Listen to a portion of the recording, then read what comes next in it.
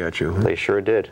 Don't know whether it was the fact that I was a kid at the time, but I was petrified at them. Yeah, you were smaller. We were all smaller then, and they were so much bigger. That's why they don't look so big today when you see one in a museum. You say, gee, that doesn't look as big as I remember it. Well, try this. Get down on your knee level and then look at it, and it suddenly looks a lot bigger. Yeah. And that's where you'd have been looking at it from. Yeah, I kind of wish they'd turn the trains around, though, like they do in the old days. There's something about a train going backwards. It doesn't look right. Down the tracks. No, it doesn't look right. Indeed. Okay, now that was in the 1930s. That's right. Okay. Now, we're going to go right into a smaller version, but yet quite interesting series of photos here. This is the miniature railroad at number 620 Cabot Street by Mr. Symmes. Yes, this was a hobby that I got into in the 1960s, and it's called live steam, and what it is the hobby of having miniature locomotives that actually are steam powered, that are fired with coal, have a little fire in them. They generate about 100 pounds per square inch of pressure. They're built to the scale of 3/4 of an inch equals a foot. And we had a track built behind the house where I lived down there at 620 Cabot Street, which is right next to Route 128. And we ran trains down there until 1984 when the property was sold and we had to tear the track out, and it's now up in New Hampshire at my brother-in-law's property. So it's still running. Now, how did you get interested in all of this, Rich? Oh, it was funny because back when I was younger, say about 8 or 10, we had some friends, and their son was into it, and he was about 2 years older than I was, and they used to have these sort of trains running behind the Friend Box Company in Danvers. Lester Friend was a big train hobbyist, and he had these, and he started a club over there in the late 30s, and it ran until about 1956. And we used to go there twice a year when they'd have the big meets and watch them run. And at that time, I never thought I'd ever get into that. And it wasn't until the 1960s, and I met some other people that were in it. And by that time, I was working, had a good job, and a locomotive was available. And I picked it up, and I've had it ever since. I still have it. Yeah. These pictures that we're looking at are dated 1969, 1976, and I believe the last one there was in 1984 that we see. Yeah, the 69 date is when the track was actually built. Yeah.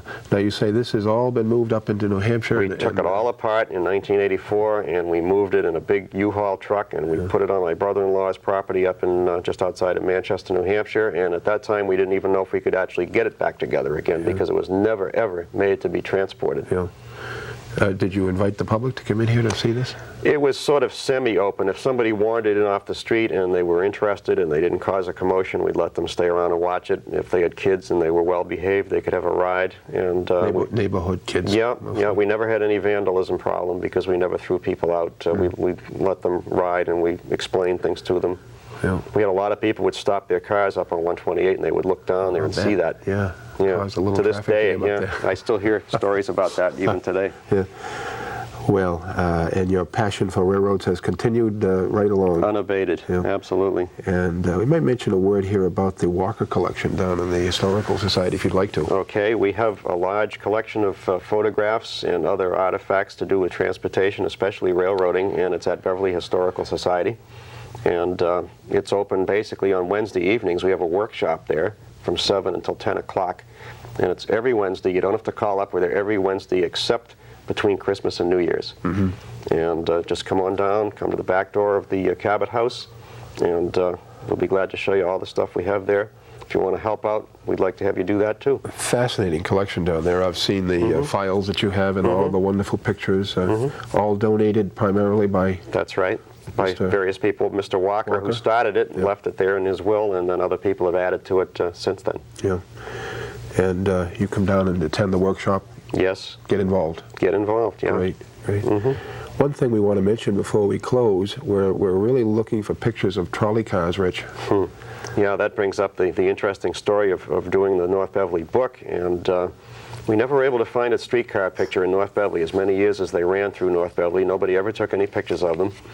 As near as we could get to it was a picture of the cadet band, which had come up to play on Memorial Day at the North Beverly Cemetery, and Mrs. Flewelling, by some lucky chance, took a picture of the band out at the intersection of Conant and Dodge Street, and this would have been about 1928 or 29, somewhere in there, and probably a year or so before it was given up as a trolley car route. And in the background, behind the band, lo and behold, you can see one of the Eastern Mass Street Railway semi-convertible cars. Just part of it, but better than nothing. So yeah, if anyone has a streetcar pictured anywhere in North Beverly, get a hold of us. Yep, absolutely. And you know, there's lots of pictures with the tracks, but the cars no aren't around. No cars. Aren't around. Mr. Conant in Wenham took lots of streetcar pictures. He did indeed. But never came down to North Beverly. He did, yep. Well, some arithmetic here. How many pictures did you say, photographs, are in this collection down at the Historical Society? In the Walker collection, or in the North Beverly collection? The North Beverly in the North Beverly collection, we have 6 albums full, and each one of those albums contains approximately 100 photographs. So, give or take 600 photographs. Okay, so my math tells me now we've covered 2 programs and we've taken some 65 pictures, and the book North Beverly Remembered that you authored and edited consisted of about 150.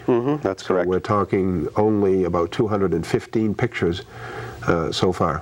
That's right. Yeah, that's cause for another program, Rich. We could be talked into it. Yeah, if people can stand it, we can do another one. Great. So sure.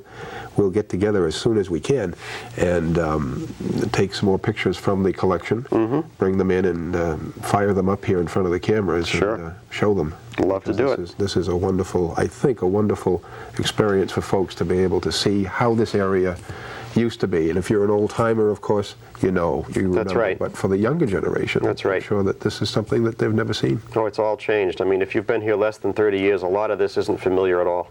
Yep. Absolutely. Yep. Well, again, thanks so much. Thank you. Richard Symmes. Thank you much. And we will look forward to seeing Richard back again on Beverly's Times Past, and we'll be resuming with our regular yearly features as soon as possible. This is Ed Joseph saying so long for now.